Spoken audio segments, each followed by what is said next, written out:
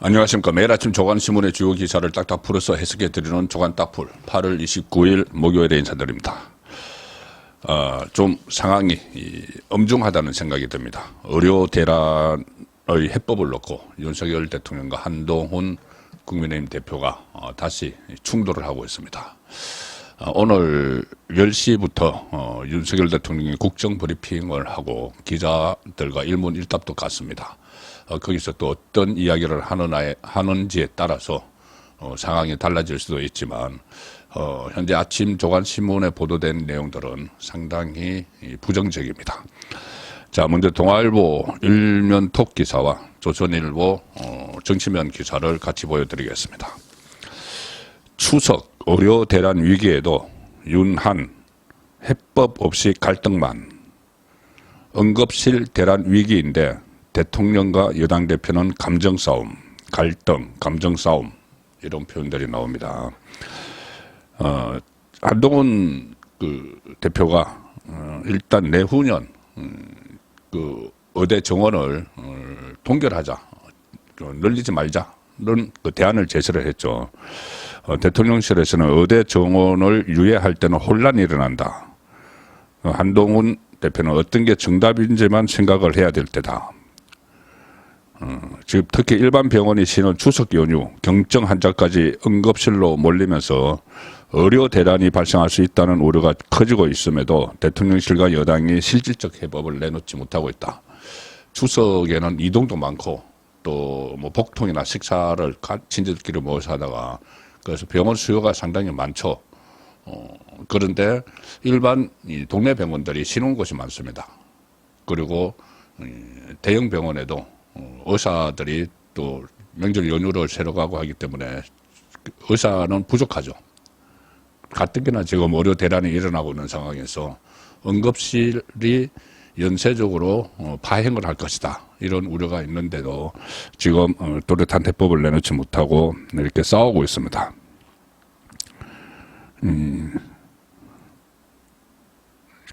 실질적인 해법을 내놓지 못하고 있고 국민의힘 한동훈 대표가 제안한 2026학년도 의대 정원 늘리는 문제는 보류하자 이 중재안을 둘러싸고 대통령실과 한동훈 대표 측이 충돌하는 양상을 보이는 가운데 30일 예정됐던 원래 내일 하기로 했죠. 윤석열 대통령과 한동훈 지도부의 용산 만찬도 돌연 추석 연휴 이후로 연기됐다. 사실상 취소된 거죠. 그래서 국민 건강 및 민생과 직결되는 의료 공백 사태가 최대 고비를 맞았음에도 이 갈등을 조정을 하고 해결책을 제시해야 할 여건이 책임을 방기하고 있다는 비판의 목소리가 커지고 있다. 지금 여건 전체가 상당히 비판의 대상이 되고 있는 상황입니다. 특히 윤 대통령과 한동훈 대표가 주요 현안마다 충돌하면서 감정 싸움으로 흐르는 양상인데 그제 윤석열 대통령과 한동훈 대표가 한 행사장에서 굳은 표정으로 시선을 달리한 채 악수만 하고 지나치는 모습이 언론 카메라에 찍히기도 했습니다. 대한상공회의소에서 열린 행사에서 행사장을 떠나면서 윤석열 대통령이 국민의힘 한동훈 대표와 시선을 마저 하지 않은 채 악수를 하는 이런 모습까지 지금 나왔습니다. 대통령실은 이날 대통령과 국민의힘 지도부 만찬 연기도 한 대표 측보다 추경호 원내대표 측에 3시간 먼저 통보를 했다.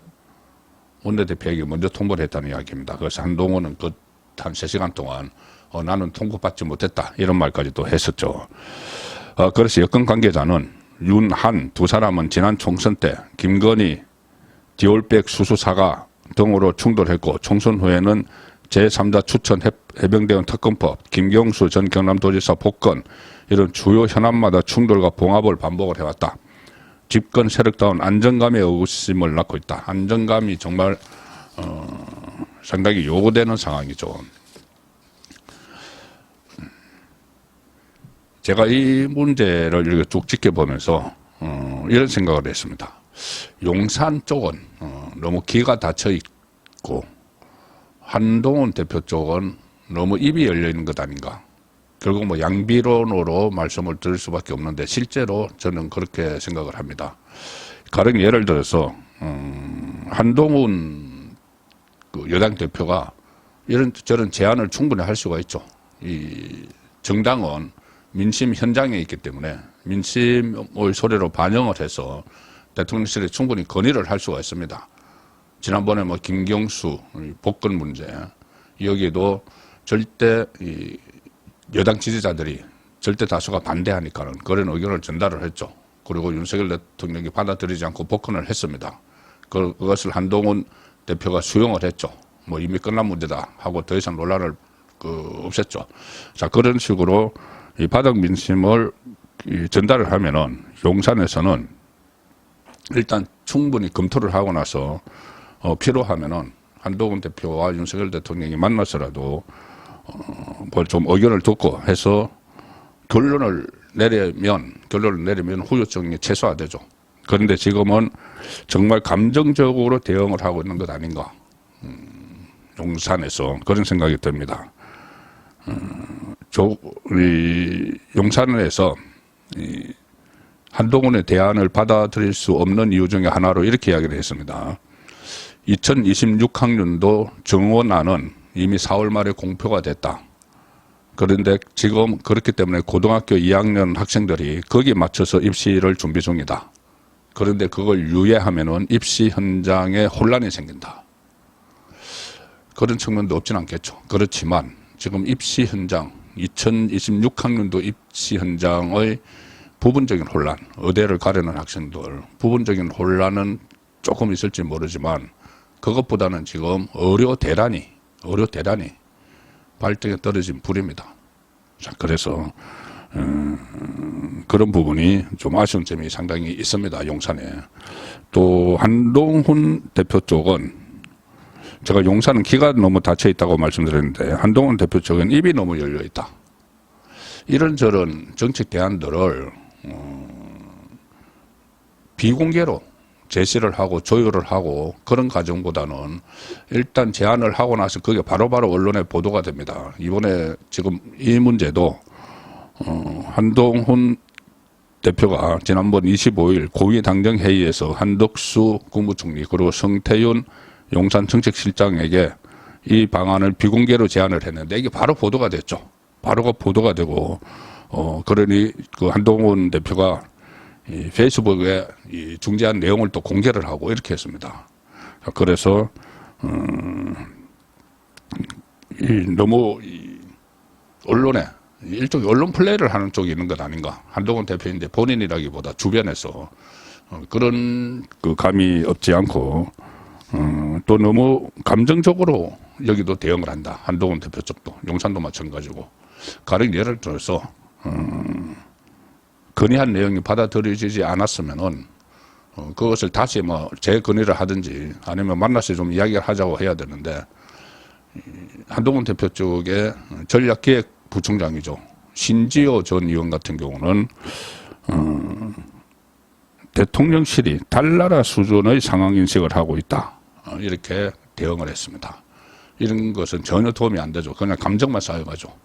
자, 그래서 저는 윤석열 대통령과 한동훈 대표가 주에 뭐 매주 만나기는 좀 그러면 격주나 이렇게 좀 자주 정례회동을 하는 것이 어떤가 하는 생각을 합니다. 정례회동. 고위 당정회의 협의는 하지만 거기 이제 대통령은 참석하지 않죠. 국무총리와 비서실장 그리고 당대표가 참석을 하는데 이 정도 상황이 되고 지금 어려움을 겪고 있죠. 윤석열 대통령 지지율도 계속 떨어지고 있습니다.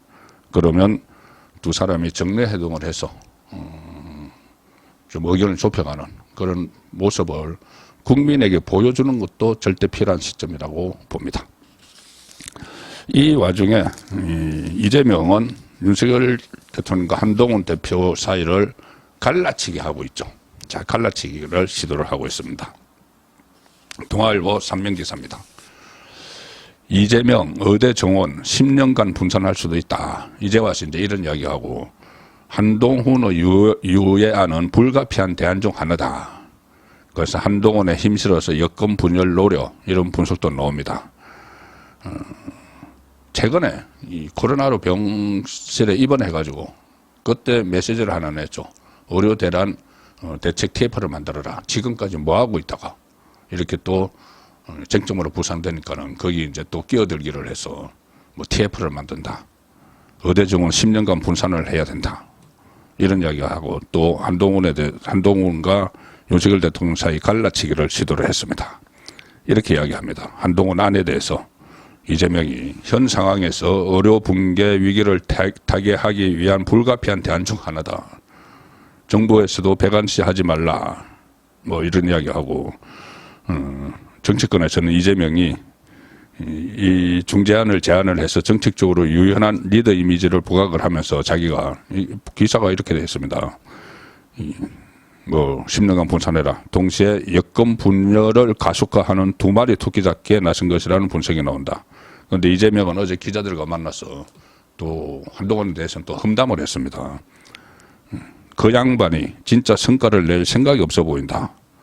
뭘 하자고 하면 한 발 물러서고 또 뭘 하자고 하면 또 물러선다. 어디까지 물러설지 모르겠다.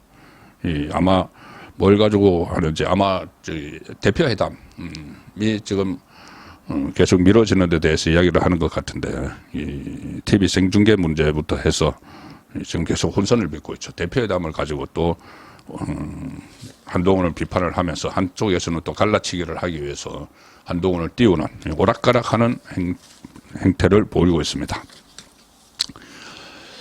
어제 그 법안이 하나 통과가 됐죠. 의사 업무를 일부 대행하는 PA 간호사가 합법화하는 간호사법 제정안이 통과가 됐습니다. 자, 국민일보 일면 톱 기사입니다. PA 간호사 내년 6월 합법화. 그 사진은 간호법이 통과돼서 감격의 눈물을 흘리는 간호협회 회원들입니다. 개원 석 달 만에 22대 국회 개원 석 달 만에 민생법안 지각 처리를 했다. 구하라법, 전세사기법 등 28개 법안 통과. 거부권 법안 6건은 다음 달 26일 재표결을 한다는 거고 어제 PA 간호사 의료 행위를 합법화하는 법안이 어제 통과가 됐습니다. 간호법 제정안은 의료 대란으로 현장을 이탈한 전공의 등을 대신해서 의사 임무를 일부 담당해온 진료 지원 간호사죠. 진료 지원 간호사의 지위를 명문화한 게 핵심이다. 사실 이 법안은 21대 때 민주당이 단독으로 처리를 했다가 윤석열 대통령이 거부권을 행사해서 재투표 끝에 폐기됐던 거죠. 그런데 지금 의대 정원 확대 추진에서 촉발된 의정 갈등이 장기화되면서 PA 간호사에 대한 법적 근거를 마련해야 한다는 여론이 확산했고 결국 PA 간호사 의료 행위 범위 이게 논란이 됐었죠. 어디까지 범위를 정할 것이냐. 이 쟁점을 해소를 하면서 본회의 문턱을 넘었었다. 자, 최근에 이 국가정보기관의 정보기관원들의 일탈 행위가 계속 문제가 되고 있는데 정보사 군무원이 중국에 돈을 받고 기밀을 유출하다가 구속됐습니다. 조선일보와 동아일보 기사입니다. 1억 6천만 원 받고 7년간 중국 요원의 기밀 유출, 정보사는 깜깜. 돈 더 주면 더 보내줄게. 군 기밀 놓고 흥정까지 했다.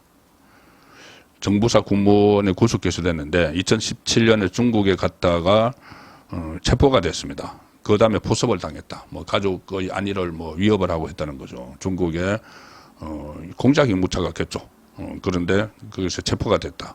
거기서 포섭을 당해서 우리 쪽 블랙 요원 명단을 비롯해서 군 기밀 30건을 스마트폰 촬영 그리고 또 영외로 반출해서 유출을 했다.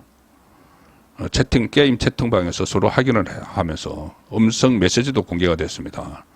이 군무원이 암호계 사업 세부 현황이 필요하신 건 맞죠? 이렇게 하니까 중국 정보 요원이 네 맞습니다. 최대한 빨리 보내주세요.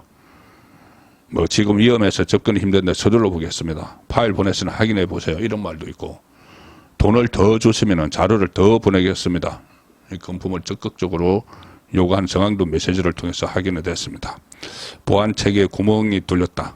총체적 실패 이런 지적이 나오고 있습니다.